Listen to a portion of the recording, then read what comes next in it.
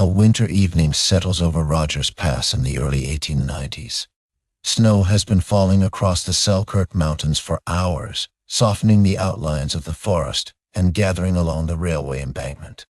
The line of steel that crosses the pass is almost lost beneath white banks, except where crews have cleared the rails and where the dark mouths of timber snowsheds interrupt the slope.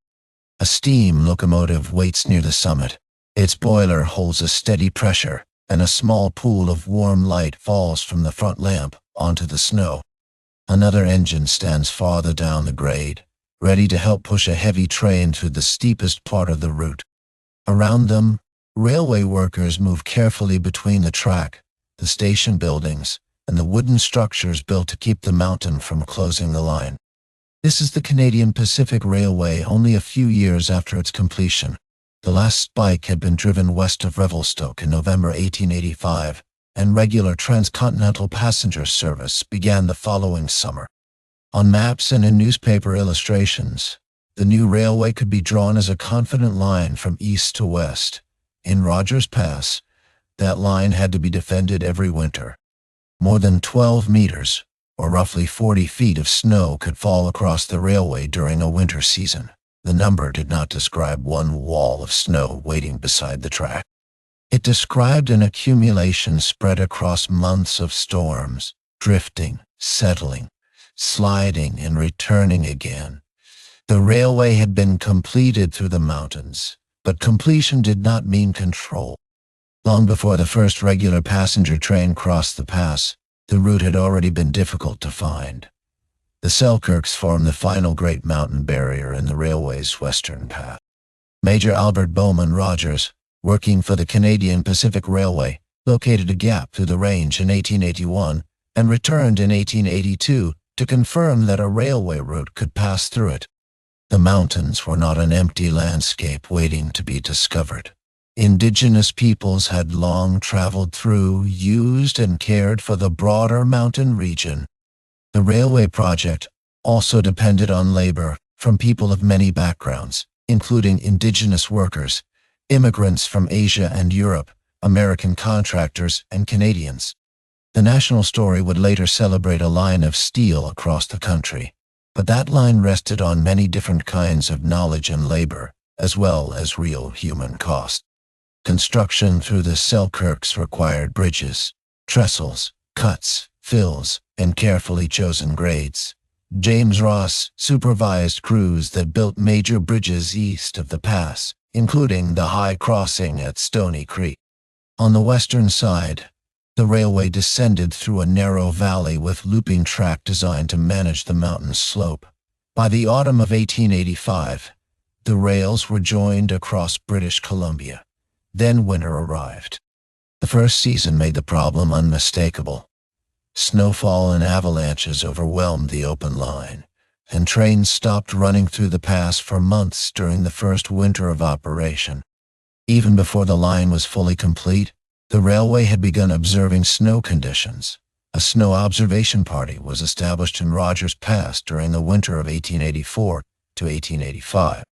An early attempt to turn an unpredictable mountain process into something that could at least be watched, recorded, and planned around. The most visible response was timber. Beginning after the first winter, the railway built 31 snowsheds along the worst avalanche paths. Together, they extended for more than 6.5 kilometers. They were heavy wooden structures, built close against the mountain so that sliding snow could pass over the roof instead of striking the track directly. From a distance, a snowshed could resemble a long, dark interruption in the white landscape. Up close, it was a working piece of the railway. Massive timbers had to support the pressure above.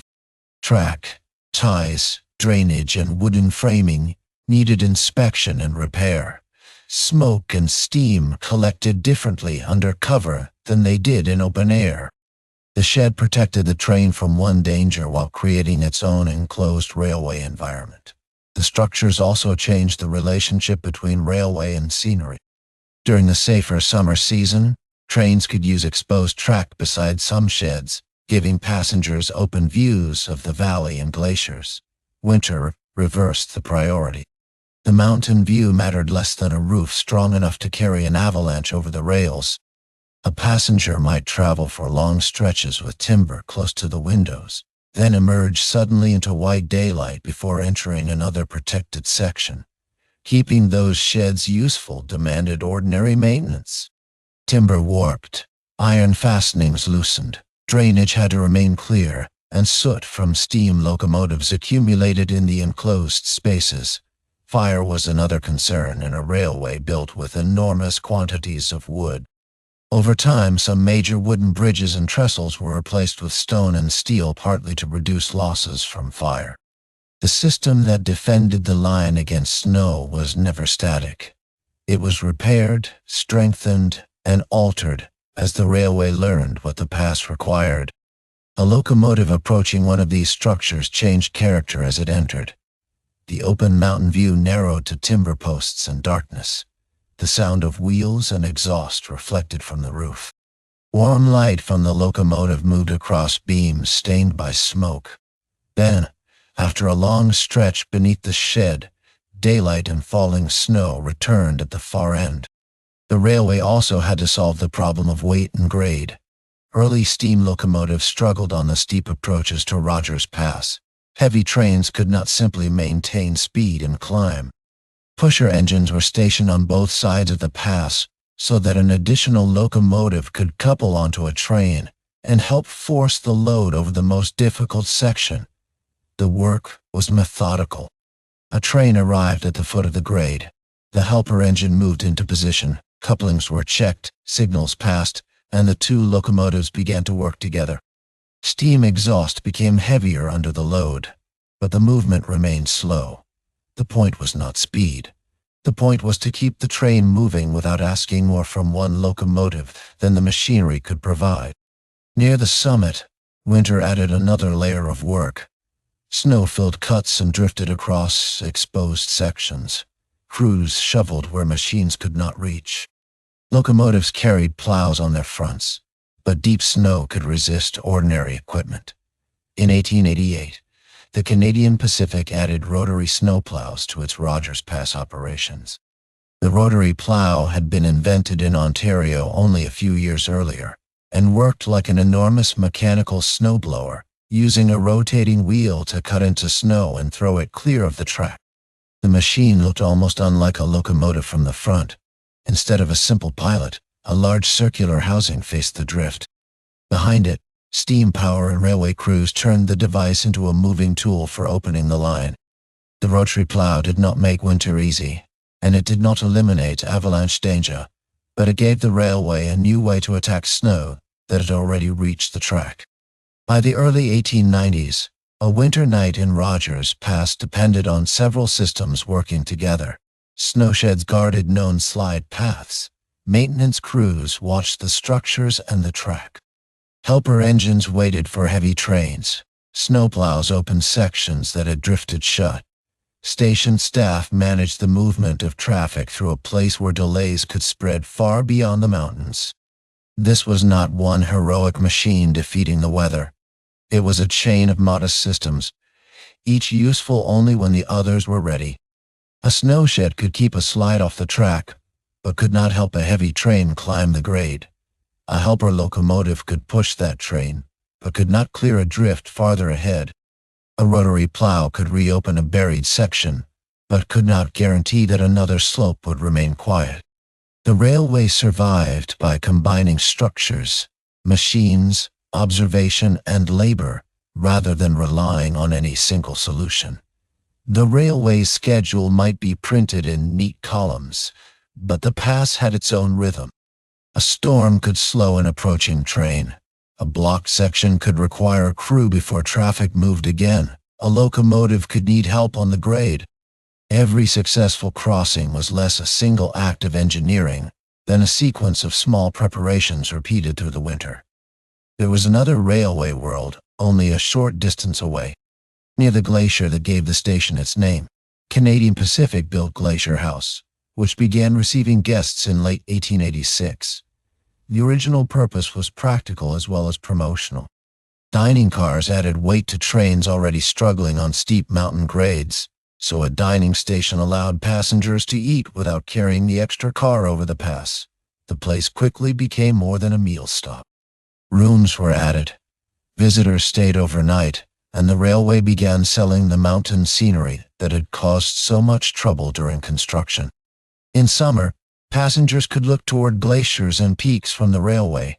Trails and climbing routes expanded around the hotel, and the region became closely associated with early Canadian mountain tourism. The contrast was striking. The same mountains that threatened the railway in winter became an attraction in summer. The company that spent heavily on snowsheds and snow clearing also advertised the landscape to travelers. A barrier to transportation became part of the journey's appeal. On a winter night, however, the work remained practical. At the summit, there were no panoramic dining room views. Snow collected on roofs and platform edges. The locomotive crews watched the grade. Maintenance workers watched the track and the mountain. Inside a small railway building, lamps illuminated paperwork and routine communication. Outside, the forest and the upper slopes disappeared into snowfall. The snow itself was being studied more carefully than it had been before the railway arrived. The Canadian Pacific had established observations in 1884 to 1885, and in 1887, Granville C. Cunningham published work based on snow observations from Rogers Pass. The simple act of keeping records mattered. Snowfall could be compared from one storm to the next, dangerous slopes could be watched, and the railway could build a memory of winter that was more reliable than guesswork alone. This was not modern avalanche forecasting. The railway had no artillery program and no precise ability to trigger slides safely. Its main protection remained passive. Understand where avalanches were likely to travel, place sheds in those paths, and keep crews ready when the line was blocked. The limits of that system were always present. Snowsheds could protect one stretch of track while another remained exposed. A slope that had been quiet could still release. Rotary plows could remove fallen snow without preventing more snow from moving downhill. The railway was learning the mountain one winter at a time, and the learning was costly. A later tragedy showed the limits of the system. On the night of March 4, 1910, a railway crew was clearing the line after an earlier avalanche when a second slide came down from the opposite side of the valley. 58 railway workers lost their lives. The event is part of the history of Rogers Pass, but it does not need to be lingered over to understand its meaning. By then, decades of snow, slides, repairs, fires, and interruptions had shown that the surface route carried a continuing human cost. The long-term solution was to change the route itself. Canadian Pacific built a new tunnel beneath the pass. Completed in 1916, it ran for just over 8 kilometers and reduced both the exposure to avalanches and the difficult grade over the summit. The old surface line through the most dangerous section was soon left behind by regular mainline traffic. The tunnel did not erase the earlier railway. Timber snowsheds, stone bridgework, abandoned grades, and the remains of old railway structures continued to mark the landscape.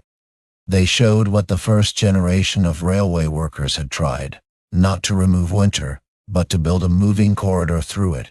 Back in the early 1890s, the future tunnel does not yet exist. The only route is still over the pass. A heavy train approaches from the east.